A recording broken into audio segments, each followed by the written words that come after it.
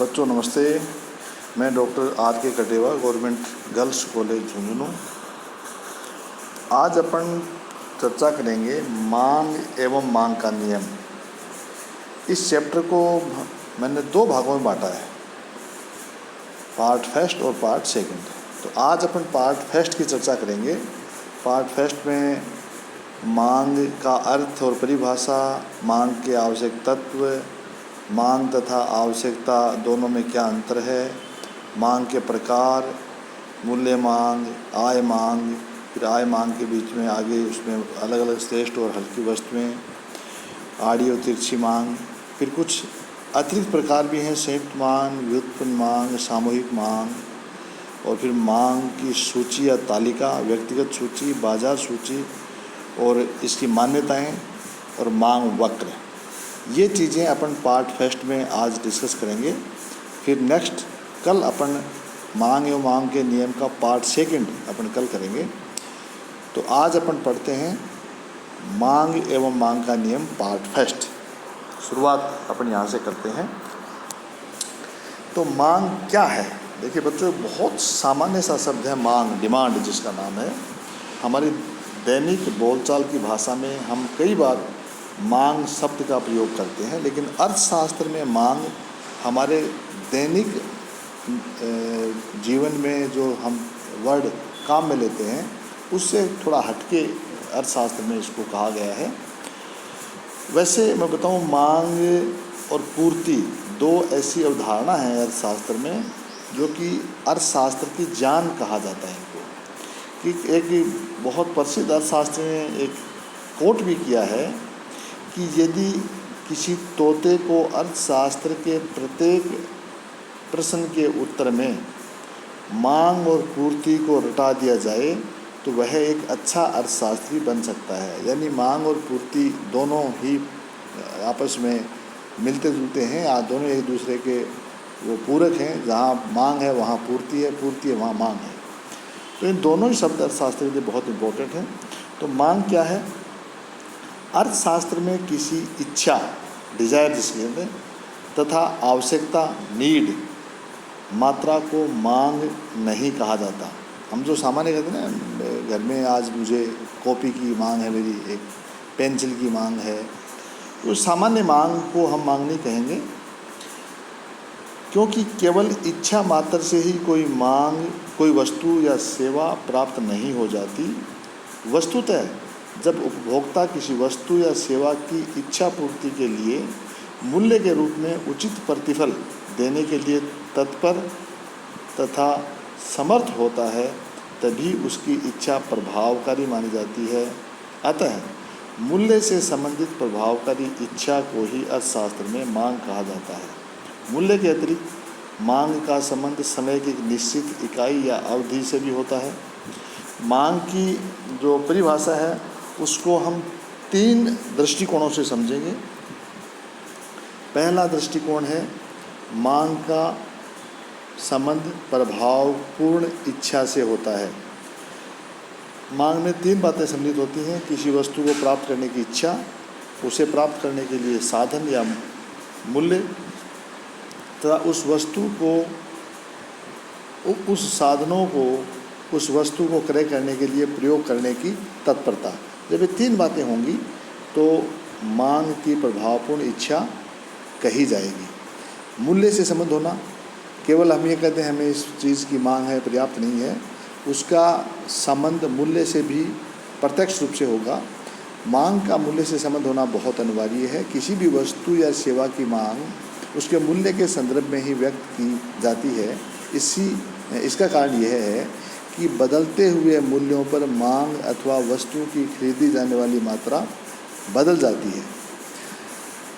मैं दूसरे शब्दों में अगर कहूँ तो मांग का अभिप्राय किसी वस्तु की उस मात्रा से है जिसकी मांग की जाती है, लेकिन यह जानना चाहिए कि यह निश्चित मात्रा नहीं होती, बल्कि साधारणतया यह मूल्य के अनुसार परिवर्तित होती रहती है।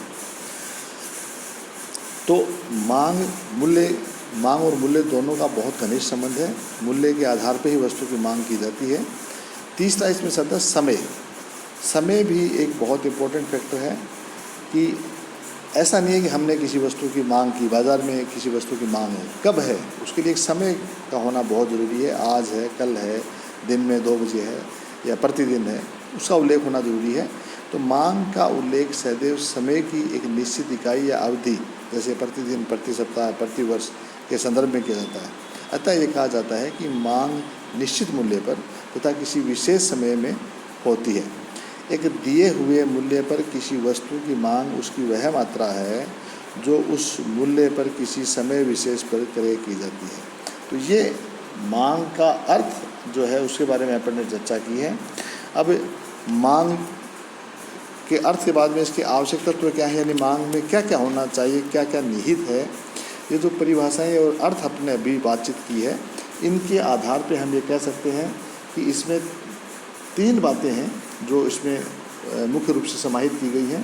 पहली तो है प्रभावपूर्ण इच्छा, जो कि अपने अभी बात की थी। प्रभावपूर्ण इच्छा मतलब क्या है, मांग के लिए किसी वस्तु या सेवा की प्रभावपूर्ण इच्छा होना आवश्यक है। प्रभावपूर्ण इच्छा में वस्तु की इच्छा प्लस वस्तु को क्रय करने के लिए संसाधन प्लस साधनों को व्यय करने की तत्परता होना बहुत जरूरी है। दूसरा है मूल्य, अभी जैसे अपन ने बात की थी, मांग का मूल्य से संबंधित होना आवश्यक है। किसी वस्तु की मांग मात्रा उस वस्तु के मूल्य से प्रभावित होती है। अतः यह बताना होगा कि किस मूल्य पर वस्तु की कितनी मात्रा खरीदी जा सकती है। अतः मांग को मूल्य के संदर्भ में प्रकट किया जाता है। विभिन्न मूल्यों पर मांग बदलती रहती है। तीसरा पॉइंट है इसमें निश्चित समय, सर्टेन टाइम, यानी मांग का मूल्य के साथ साथ समय अवधि से भी गहरा संबंध होता है। किसी वस्तु की किसी कीमत पर कितनी मांग होगी यही पर्याप्त नहीं है, यह भी बताना होगा कि यह मांग कब किस समय है। अर्थात मांग व मूल्य का संबंध समय के साथ साथ बदलता रहता है। अतः मांग का समय प्रतिदिन, प्रति सप्ताह, प्रति माह आदि से संबंध होना आवश्यक है। मैं उदाहरण के रूप में 2-3 स्टेटमेंट बोल रहा हूँ, आप खुद महसूस करेंगे कि उस स्टेटमेंट में वो स्टेटमेंट मांग को कौन सा स्टेटमेंट उसमें करता है। जैसे मैं एक ये कहूँ, गेहूँ की मांग 10 क्विंटल है, केवल मैंने वस्तु का नाम लिया और उसकी क्वांटिटी बताई। दूसरा मैं कह रहा हूँ गेहूँ की मांग 1000 रुपये प्रति क्विंटल के हिसाब से 10 क्विंटल है, इसमें मैंने आपको साथ में मूल्य भी बताया। तीसरा मैं स्टेटमेंट दे रहा हूँ, गेहूं की मांग 1000 रुपये प्रति क्विंटल मूल्य पर झुंझुनू में प्रतिदिन 10 क्विंटल है। तो मैंने ऊपर 3 चीज़ें बताई हैं। तीनों में जो तीसरा मैंने बोला ना कि गेहूं की मांग 1000 रुपये प्रति क्विंटल मूल्य पर झुंझुनू में प्रतिदिन 10 क्विंटल है, ये उन तीनों बातों को पूर्ण करता है। तीनों बातें इसमें समाहित हैं। इसका मतलब मांग का मतलब तीसरा मैंने जो उदाहरण दिया वो होगा। अब एक बात आती है मांग तथा आवश्यकता में अंतर, difference between demand and wants. वैसे सामान्यतः देखने में तो आता है कि मांग और आवश्यकता दोनों में कोई बहुत ज़्यादा डिफरेंस नहीं नज़र आता, लेकिन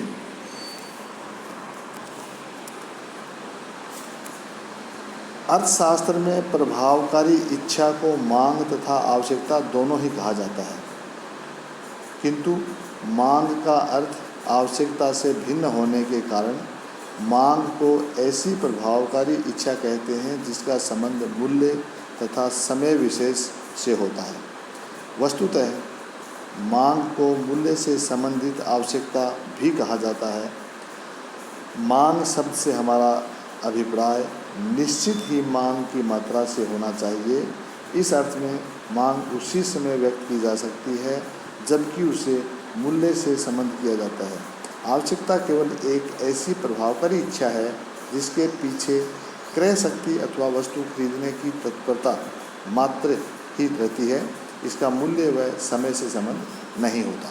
तो ये मांग और आवश्यकता में दोनों में अंतर है, यानी जिसमें प्रभावकारी इच्छा जिसके लिए हम मूल्य चुकाने के लिए तत्पर हों वो मांग है, और इच्छा होना, एक आवश्यकता होना, वो उसमें समय और मूल्य दोनों इसमें शामिल नहीं होते।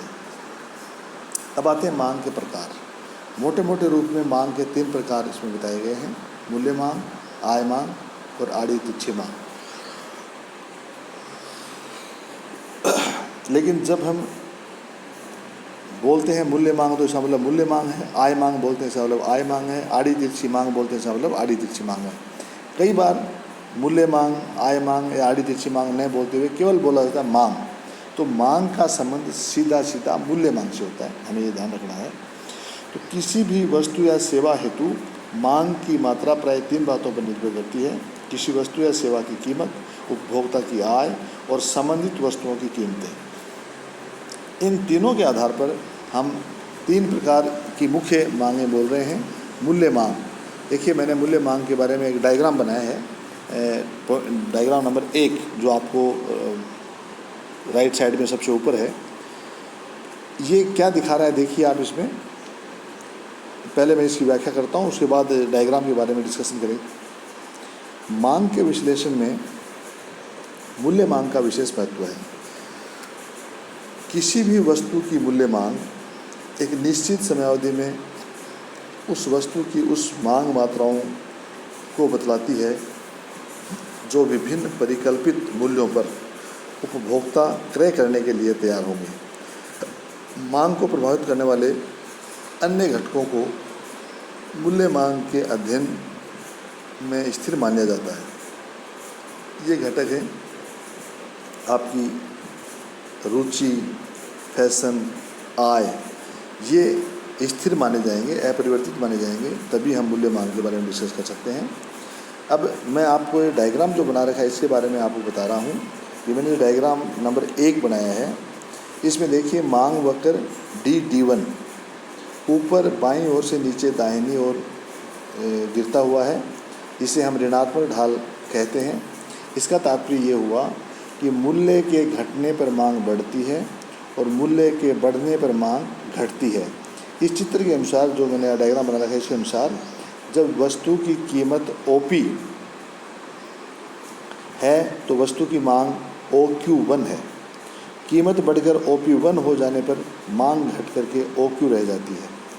एक उपभोक्ता की इस प्रकार की मांग व्यक्तिगत मांग कहलाती है, जबकि उपभोक्ताओं की सामूहिक मांग को हम बाजार मांग कहेंगे, जो कि आगे मैं इसका वो टेबल बनाऊंगा, दिखाऊंगा, आपको बताऊंगा। दूसरी है आय मांग। मैंने 2 नंबर डायग्राम बना रखा है आय मांग के संबंध में, और 2 और 3 नंबर। आय मांग में फिर आगे 2 भागों में हम इसको बांटेंगे। तो आय मांग क्या है? आय मांग से आशय वस्तु तथा सेवा की उन मात्राओं से है जो एक उपभोक्ता एक निश्चित समय में उस वस्तु तथा संबंधित वस्तुओं के मूल्य के यथावत रहने पर आय के विभिन्न स्तरों पर क्रय करने को तैयार है। आय मांग के अनुसार वस्तु के मूल्य के साथ साथ उपभोक्ता की रुचि, फैशन, आदत और स्वभाव आदि को स्थिर माना जाता है। एक प्रसिद्ध जर्मन अर्थशास्त्री हैं एंजिल। एंजिल के नाम पर आय मांग रेखा को एंजिल रेखा भी कहा जाता है। आय मांग में उपभोक्ता की आय तथा वस्तु की मांगी गई मात्राओं के संबंध को व्यक्त किया जाता है। विभिन्न वस्तुओं और सेवाओं के लिए आय मांग भी विभिन्न प्रकार की हो सकती है। यह वस्तुओं और सेवाओं की प्रकृति पर निर्भर करती है। इस दृष्टि से वस्तुओं और सेवाओं को हम 2 भागों में बांट सकते हैं। एक तो है श्रेष्ठ वस्तुएं या उत्तम वस्तुएं। तो इस श्रेष्ठ वस्तुओं के संबंध में क्या होगा कि जैसे जैसे किसी उपभोक्ता की आय बढ़ती है तो वो श्रेष्ठ वस्तुओं की तरफ आकर्षित होता है, यानी आय बढ़ने से श्रेष्ठ वस्तुओं की मांग बढ़ने लग जाती है और आय घटने से श्रेष्ठ वस्तुओं की मांग घटने लग जाती है। तो इस प्रकार से हम देखेंगे कि उपभोक्ता की आय बढ़ने के साथ साथ श्रेष्ठ वस्तुओं की मांग बढ़ने लग जाएगी तथा उसकी आय घटने के साथ साथ इन वस्तुओं की मांग घटने लग जाएगी। इसलिए आय मांग रेखा ऊपर बाईं ओर से नीचे दाहिनी आय मांग रेखा नीचे बाईं ओर से ऊपर दाहिनी ओर उठती हुई होगी, जो मैंने डायग्राम नंबर 2 में आपको दिखा रखा है। ये जो 2 नंबर डायग्राम, इसमें आप देखेंगे कि आय मांग को वक्र D1 द्वारा में व्यक्त किया गया है। OTI पर मांग केवल OQ है, किंतु OT1 आय स्तर मांग बढ़कर OQ1 हो जाती है। इस स्थिति में उपभोक्ता P से P1 नए संतुलन पर पहुंच जाता है। यानी हम ये कहेंगे कि यहाँ आय और मांग में धनात्मक संबंध है। आय बढ़ेगी तो श्रेष्ठ वस्तुओं की मांग बढ़ेगी, आय घटेगी तो श्रेष्ठ वस्तुओं की मांग घटेगी। अतः इन दोनों में सह संबंध कहेंगे या धनात्मक संबंध कहेंगे। ये डायग्राम नंबर 2 आपके सामने दिखा रखा है। फिर आय मांग में ही दूसरा प्रकार आता है गिफिन वस्तुएं, या हल्की वस्तुएं कहते हैं, या निकृष्ट वस्तुएं कहते हैं, या गिफिन वस्तुएं कहते हैं, इंफीरियर गुड्स। इसका डायग्राम भी मैंने 3 नंबर आपको दिखा रखा है। ऐसी वस्तुओं और सेवाओं की मांग आय बढ़ने के साथ साथ घट जाती है तथा आय घटने के साथ साथ बढ़ जाती है। इन वस्तुओं के संबंध में उपभोक्ता की आय तथा मांग में ऋणात्मक संबंध होता है। इस श्रेणी में साधारणतया अनिवार्य आवश्यकताएं जैसे मोटा कपड़ा, मोटा अनाज आदि वस्तुएं आती हैं। इन वस्तुओं की पूर्ति हर हालत में होना अनिवार्य माना जाता है। आय बढ़ने पर इनकी मांग में कमी होने के कारण यह है कि उपभोक्ता आय में वृद्धि होने पर बढ़ी हुई आय को अपेक्षाकृत श्रेष्ठ वस्तुओं पर व्यय करना अधिक पसंद करता है। इन वस्तुओं की आय मांग रेखा बाएं से ऊपर, बाएं से नीचे, दाएं ऊपर से नीचे की ओर गिरती हुई होती है, जो कि मैंने आपको डायग्राम नंबर 3 में दिखा रखी है। इस चित्र में आप देखेंगे कि मांग वक्र जो D1 है, ये उपभोक्ता की आय स्तर OT है तो वस्तु की मांग OQ है। जो ही उपभोक्ता का आय स्तर बढ़ करके OT1 हो जाता है तो वस्तु की मांग घट करके OQ1 रह जाता है। तो ये 3 नंबर डायग्राम में आपको मैंने दिखाया है।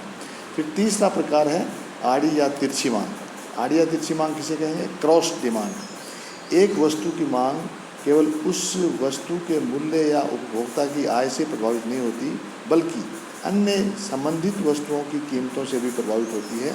इसलिए आड़ी मांग या तिरछी मांग किसी वस्तु की उन मात्राओं को व्यक्त करती है जो अन्य बातों के समान रहने पर उपभोक्ता एक निश्चित समय में उससे संबंधित वस्तुओं के मूल्य में परिवर्तित होने पर क्रय करने को तत्पर होते हैं। इस प्रकार तिरछी मांग एक वस्तु की मांगी गई मात्रा तथा उस वस्तु से संबंधित दूसरी वस्तु के मूल्य में परिवर्तन के संबंध को व्यक्त करती है। उदाहरण के तौर पे अगर अपन बात करें तो पेय पदार्थ जो हैं उसकी बात कर रहा हूँ मैं। लिम्का की तिरछी मांग लिम्का के लिए मांगे जाने वाली उन विभिन्न मात्राओं को बतलाती है जो थम्सअप के मूल्यों में परिवर्तन होने पर क्रय की जाती है, क्योंकि घनिष्ठ रूप में दोनों वस्तुओं को 2 भागों में वर्ग किया जा सकता है। आड़ी तिरछी मांग में जो आपस में घनिष्ठ वस्तुएं हैं उनको 2 भागों में बांट सकते हैं हम। तो एक तो है प्रतिस्थापन वस्तुएं, सब्स्टिट्यूट गुड्स, और एक है पूरक वस्तुएं, कॉम्प्लीमेंट्री गुड्स। तो प्रतिस्थापन या प्रतियोगी वस्तुओं के संबंध में क्या होगा, पहले उसके बारे में बात करते हैं। इसका डायग्राम नंबर मैंने 4 आपके सामने दिया है, उसको अपन चर्चा करेंगे, लेकिन पहले इसके बारे में डिस्कशन करते हैं। प्रतिस्थापन वस्तुएं एक दूसरे के स्थान पर प्रयोग में लाई जा सकती हैं, जैसे चाय के स्थान पर कॉफ़ी, कोका कोला के स्थान पर लिम्का, रोटी के स्थान पर ब्रेड। प्रतिस्थापन वस्तुओं के मूल्य तथा उसकी मांगी गई मात्रा के बीच प्रत्यक्ष संबंध होता है। यदि एक वस्तु X, कोई मान लीजिए प्रतिस्थापन वस्तु X के मूल्य में वृद्धि होती है तो उसकी प्रतिस्थापन वस्तु Y की मांग में वृद्धि होगी। इसके विपरीत उस वस्तु के मूल्य में कमी होने पर प्रतिस्थापन वस्तु की मांग में भी कमी होगी। ये हम इस रेखा चित्र जो मैंने 4 नंबर बना रखा है इसमें साफ दिख रहा है। इस रेखा चित्र में D1 मांग वक्र आपके सामने है, जो कि प्रतिस्थापन वस्तु, मैंने यहाँ चाय और कॉफ़ी का एक उदाहरण दिया है। चाय के मूल्य में परिवर्तन से कॉफ़ी की मांग में परिवर्तन होता है। चाय के मूल्य में P0 से P1 की वृद्धि होती है तो कॉफ़ी की मांग में Q0 से Q1 की बढ़ोतरी होती है। यदि चाय के मूल्य में घटकर OP रहता है तो कॉफ़ी की मांग भी घट करके OQ रह जाती है। इस प्रकार स्थानापन्न वस्तु की मांग मूल्य में प्रत्यक्ष व सीधा संबंध होता है और ये मांग वक्र नीचे बाईं ओर से ऊपर दाहिनी ओर बढ़ता हुआ होता है। दूसरा इसमें है पूरक वस्तुएं। पूरक वस्तुएं कॉम्प्लीमेंट्री के अंश हैं, जो एक वस्तु के साथ दूसरी वस्तु काम आए, यानी एक वस्तु को काम में लिया जाने के लिए दूसरी वस्तु आवश्यक है। ये इस प्रकार की वस्तुएं एक दूसरे की पूरक व सहयोगी होती हैं। एक के अभाव में दूसरे का प्रयोग असंभव होता है। उदाहरण के तौर पर अगर कहें तो पेन और स्याही मोटर गाड़ी और पेट्रोल, ये इस प्रकार की पूरक वस्तुएं हैं। पूरक वस्तुओं के संबंध में मूल्य व मांगी गई मात्रा में विपरीत संबंध होता है। पूरक वस्तुओं में से किसी एक वस्तु का मूल्य बढ़ने पर दूसरी वस्तु की मांग स्वतः ही कम हो जाती है, जो कि मैंने यहाँ डायग्राम नंबर 5 में आपको दिखाया है। इसमें रेखाचित्र में जैसे जैसे मोटर गाड़ी के मूल्य में वृद्धि होती है, वैसे वैसे पेट्रोल की मांग में भी कमी होती है। और जब मोटर गाड़ी का मूल्य OT1 से बढ़कर OT हो गया, तो पेट्रोल की मांग भी OQ1 से घटकर OQ रह गई है। तो इस प्रकार से ये मुख्य 3 प्रकार की मांग मैंने आपको बताई। मूल्य मांग, आय मांग। मूल्य मांग का मतलब वस्तु के मूल्य में परिवर्तन से मांगी जाने वाली मात्रा में पड़ने वाला प्रभाव। आय मांग यानी उपभोक्ता की आय में परिवर्तन होने पर वस्तु की मांगी जाने वाली मात्रा में होने वाला प्रभाव। इसमें हमने वस्तुओं को 2 भागों में बांटा है, एक तो श्रेष्ठ वस्तुएं, एक गिफिन वस्तुएं। तीसरी है आड़ी और तिरछी मांग, यानी इसमें न तो मूल्य को हम शामिल कर बीच में ले रहे हैं उस वस्तु के मूल्य को, और न ही उपभोक्ता की आय को हम बीच में ले रहे हैं। ये ऐसा प्रभाव है कि जो उसकी जो सहज संबंधी वस्तुएं हैं, उन वस्तुओं के मूल्य में जो परिवर्तन होता है, उसके आधार पर दूसरी वस्तु के मांग में परिवर्तन होता है। तो वस्तुएं ऐसी 2 प्रकार की वस्तुएं हमने ली हैं, एक तो प्रतिस्थापन वस्तुएं और दूसरी पूरक वस्तुएं। तो इन सब के मैंने आपको डायग्राम सामने बताए हैं, ये आपके समझ में आ गए होंगे। अब इसके अलावा मांग के 2-3 प्रकार और हैं, जो अन्य प्रकारों में मान लीजिए। नेक्स्ट मांग का प्रकार है संयुक्त मांग, जॉइंट डिमांड। यह है जब कोई व्यक्ति अपनी आवश्यकता की पूर्ति हेतु 2 या 2 से अधिक वस्तुओं की मांग एक साथ करता है, तो उसे संयुक्त मांग कहा जाता है। जैसे कार और पेट्रोल की मांग, पेन व स्याही की मांग, चाय, चीनी तथा दूध की मांग। इनमें से एक वस्तु के मूल्य में परिवर्तन का दूसरी वस्तु की मांग पर अत्यधिक प्रभाव पड़ता है। नेक्स्ट मांग है व्युत्पन्न, डेराइव्ड मांग, डेराइव्ड डिमांड। जब एक वस्तु की मांग इसलिए की जाती है कि वह दूसरी वस्तु के उत्पादन सामग्री के रूप में कार्य करे, तो ऐसी मांग को व्युत्पन्न मांग कहते हैं। अन्य शब्दों में, जब एक वस्तु की मांग इसलिए की जाती है कि उसकी सहायता से किसी अन्य वस्तु का उत्पादन किया जाए, तो उस वस्तु की मांग को व्युत्पन्न मांग कहा जाएगा। जैसे श्रम की मांग अन्य वस्तुओं के उत्पादन हेतु ईंट तथा सीमेंट की मांग मकान निर्माण करने हेतु की जाती है। फिर लास्ट मांग का प्रकार इसमें दिया सामूहिक या मिश्रित, कंपोजिट और कलेक्टिव डिमांड। ऐसी वस्तुओं की मांग जिन्हें अनेक प्रयोगों में लगाया जा सकता हो, मिश्रित या सामूहिक मांग कहलाती हैं। उदाहरण के तौर पे कोयला, पानी, विद्युत, परिवहन सेवाएं आदि की मांग सामूहिक मांग कहलाती है। अब मांग के प्रकार पढ़ने के बाद अपन आएंगे मांग सूची अथवा मांग तालिका। मांग सूची क्या है? इसमें फिर 2 भागों में बांट रखा है, एक तो व्यक्तिगत मांग सूची और एक बाजार मांग सूची। तो व्यक्तिगत मांग सूची का मतलब क्या हुआ? एक इंडिविजुअल व्यक्ति के द्वारा जो मांगे जाने वाली मात्रा में कैसे परिवर्तन होता है, उसके बारे में हम बात करेंगे। बाजार मांग के बारे में ग्राहकों का एक सामूहिक रूप से वस्तु के मूल्य में परिवर्तन होने से उस पर क्या मांग पे क्या असर पड़ता है, उसके बारे में चर्चा करेंगे। देखिए, अपन यहाँ बोल रहे हैं मांग सूची। इसका मांग का मतलब मूल्य मांग। मैंने पहले भी आपको बताया है कि जब मांग एक सिंगल शब्द आता है तो इसका मतलब मूल्य मांग से होता है। तो व्यक्तिगत मांग सूची में क्या है? वह सूची जो एक उपभोक्ता द्वारा किसी दिए गए समय में एक काल्पनिक बाजार में विभिन्न मूल्यों पर खरीदी जाने वाली वस्तु की विभिन्न मात्राओं को दिखाती है, व्यक्तिगत मांग सूची कहलाती है। ये जो मांग सूची मैंने आप व्यक्तिगत मांग तालिका आपको दिखाई है, ये देखिए 6 नंबर आपके सामने ये टेबल बना रखी है। इसमें वस्तु की प्रति इकाई मूल्य दे रखा है। इसमें 8 रुपये, मान लीजिए वस्तु की कीमत 8 रुपये है, फिर घट के 7 हुई, फिर 6 हुई, फिर घट के 5 हुई। तो अक्स वस्तु की मांग जैसे पहले 8 रुपये पे 2 इकाइयाँ मांगी जा रही थी, कीमत घट के 7 हो गई तो 4 मांगे जाने लगी, और कीमत घट के 6 हो गई तो 6 मांगे जाने लगी, कीमत और घट के 5 हो गई तो मांगी जाने वाली मात्रा 8 हो गई। इसका मतलब ये हुआ कि जैसे जैसे वस्तु की कीमत में कमी होती गई वैसे वैसे उस वस्तु की मांग में वृद्धि होती गई, और अगर वस्तु की कीमत में वृद्धि होती जाएगी तो उस वस्तु की मांग में कमी होती जाएगी, यानी दोनों में विपरीत संबंध है। तो और यही हाल कमोबेश बाज़ार का होगा।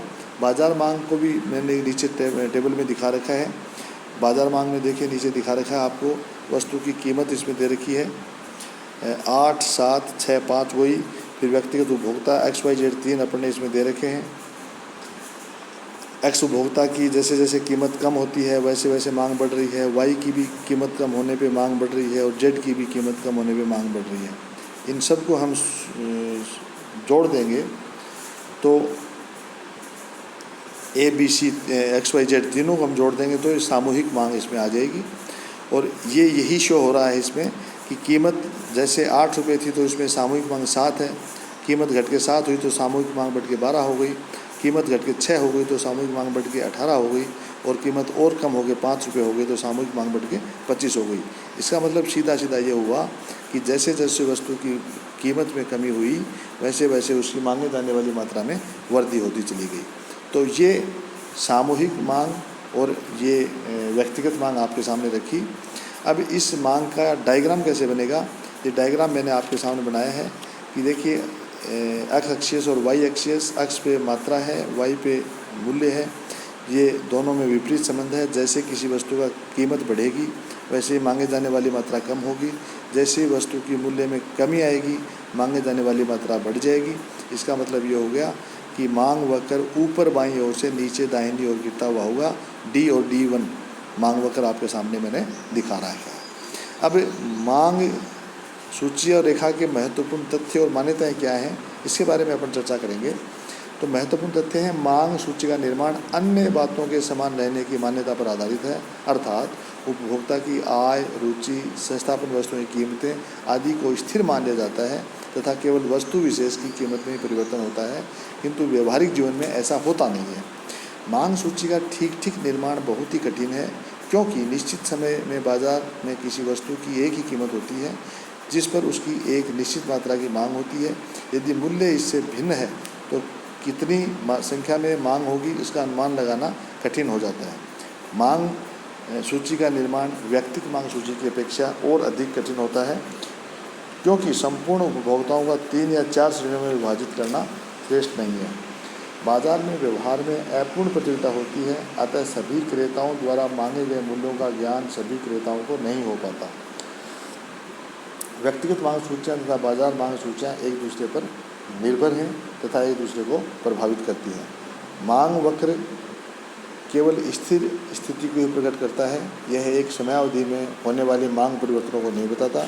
मांग वक्र कुछ मूल्यों को भी स्थिर मान कर चलता है जो कि वास्तव में बाजार में नहीं पाई जाती। मांग वक्र के में उपभोक्ता के स्वभाव रुचि में किसी प्रकार के परिवर्तन होने को नहीं माना जाता, अर्थात उपभोक्ता के स्वभाव तथा रुचि को स्थिर माना गया है। और मांग वक्र के संबंध में उपभोक्ता की मौद्रिक आय भी स्थिर मान ली जाती है। तो ये इसकी मान्यताएं और ये मुख्य मुख्य बातें हैं। तो ये मांग एवं मांग का नियम पार्ट फर्स्ट यहाँ तक अपन कंप्लीट करते हैं। मांग एवं मांग का नियम सेकंड पार्ट सेकंड जो है वो अपन नेक्स्ट टॉपिक में अपन शुरू करेंगे। इसी के साथ इस टॉपिक को अपन ख़त्म करते हैं। धन्यवाद।